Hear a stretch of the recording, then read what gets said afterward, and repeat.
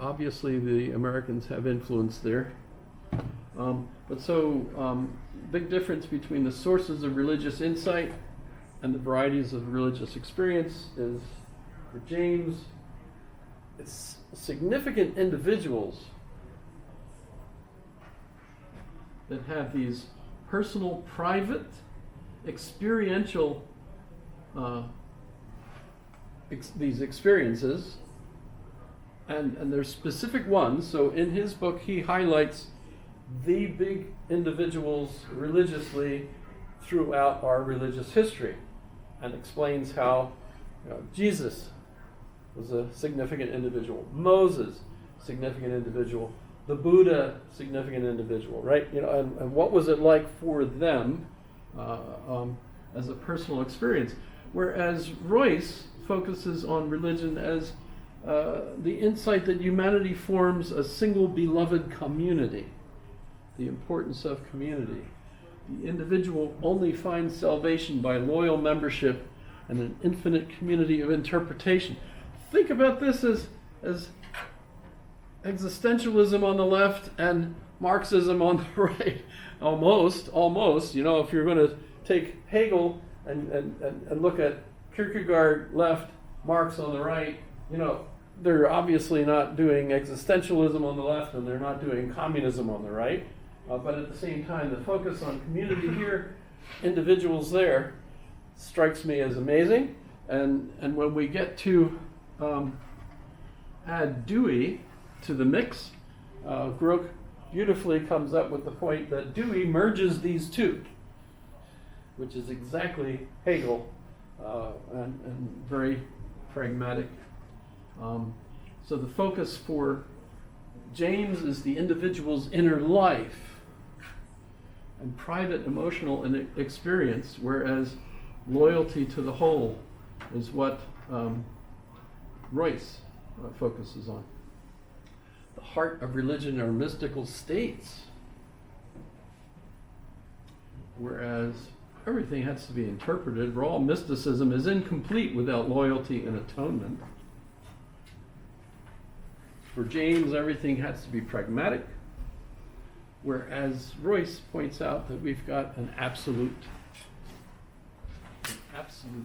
And that's Hegelian, of course, when we talk about it that way. Although he changes his vocabulary. And by the way, a big thing for John Dewey, who we'll talk about Monday.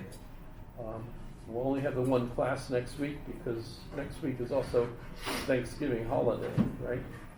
So we won't be here Wednesday. I mean, there's only one quiz question next week? The way I have things set up, there's always two, but that's because the quiz question for today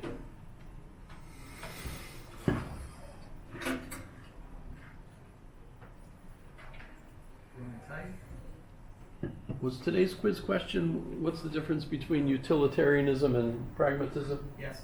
Okay. But when we talk about Dewey, we're going to ask. I'll ask about how did Dewey's philosophy affect education. That'll be the quiz question for that. What's his first name? John Dewey. John Dewey. That's your quiz question for next week? For Monday. Because Monday I'm going to focus on John Dewey and education and tie that in. And that's going to lead to Wittgenstein as well. Said, how did Dewey affect education? Education. I think I have that.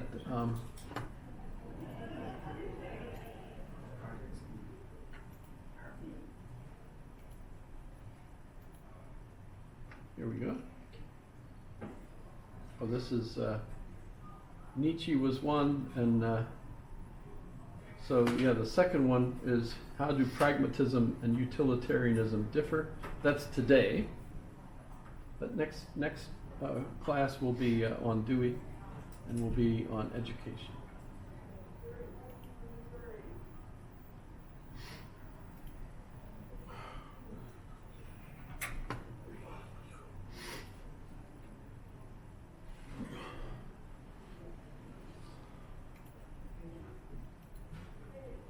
Got lost. Okay.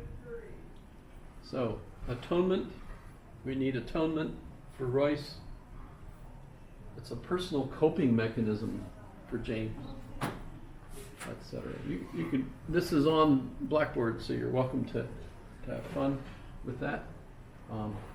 So religion is whatever helps me feel connected to a wider life. Is Grote's summary. I think it's excellent for James, but for Royce, religion is loyalty to the real and visible community that saves both the individual and the world. So, For Peirce? Peirce didn't get into religion. I'm sorry. Who's the guy on the right? Royce? Royce, Josiah Royce, Sorry. this guy. Yeah. No beard, no mustache. Came from Stanford University, then went to Harvard for graduate school with James, and then became a faculty member at Harvard. And part of that was because James had to go to Edinburgh for the year, and they needed a replacement for him for that year. And so Royce became that person. And then when James came back, they kept Royce on, so that they ended up with extra people. In fact, the head of the Harvard University wrote to James thanking him for being such a strong member of the faculty, that from when James was first hired, there were only 40 faculty members at the university, and the day that he sent the letter thanking James for his being such a strong faculty member, they had hired 90. So you can see just in James's tenure there that the university more than doubled in size and more and more people that are coming to go there. Royce is really a beautiful writer. If you get a chance,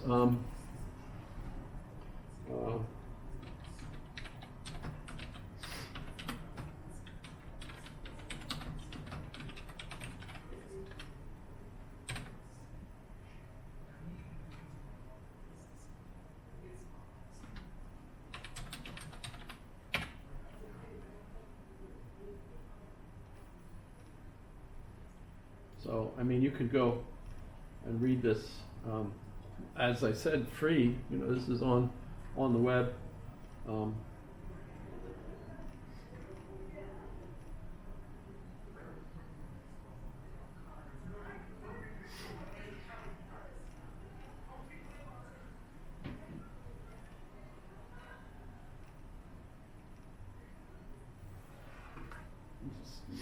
I'll read a little bit just so you can feel how people talked then. My first task must be to forestall possible disappointments regarding the scope of our inquiry. Larger. In 7 lectures upon a vast topic, very little can at best be accomplished. I want to tell you at the outset what are some of the limitations to which I propose to subject my undertakings. I come before you as a philosophical inquirer, addressing a general audience of thoughtful people. Remember, they lectured to groups of people in theaters across the country, right? This definition of my office implies from the outset very notable limitations as a philosophical inquirer. I am not here to preach to you, but to appeal to your own thoughtfulness. Again, since my inquiry concerns the sources of religious insight, you will understand, I hope, that I shall not undertake to present to you any extended system of religious doctrine. So they're not theologians. We're talking about the importance of religion to us in a psychological, sociological sense, right? Why do we have religion? What theologians would call a system of dogmas, I shall not undertake to define, etc.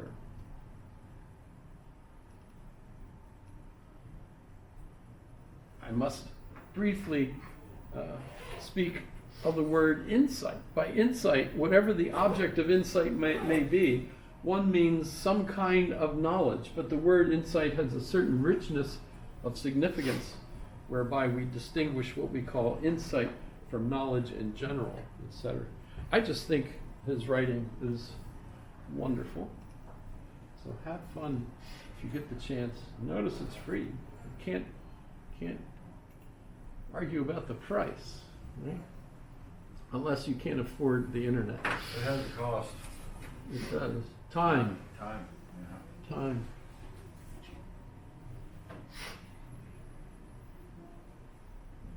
I do have to mention Ralph Waldo Emerson. Clearly, if we think about the transcendentalist movement, that's him. Notice his significance as part of the American philosophical tradition. He's there. And I'm going to mention also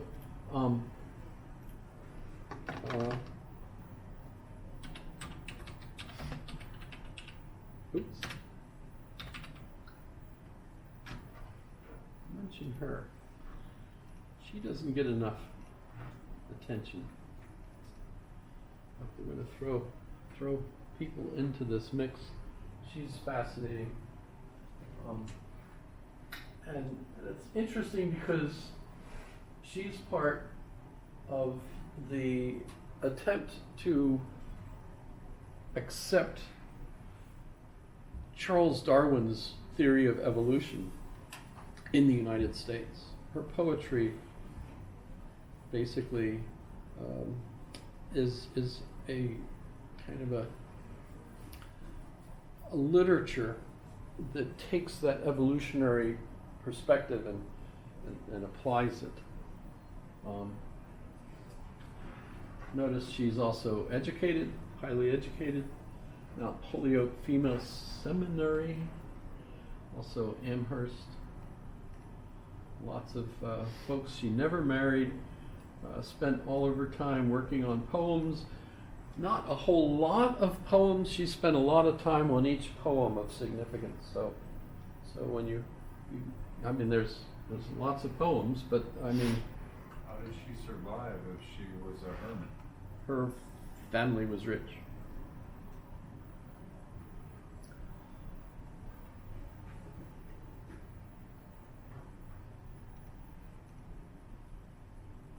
Her father was involved in government. Etc. Emily Dickinson. Lots of people used to think about Emily Dickinson because folk songs used to sing about her a lot. As you read your Emily Dickinson, that was a line from Simon and Garfunkel. Isn't that Emily? I've listened to that song recently. That's her. Yeah. Emily, wherever I may find her. Pretty sure it's that song. I love Simon and Garfunkel. And Ralph Waldo Emerson is also important. So I at least threw them in there.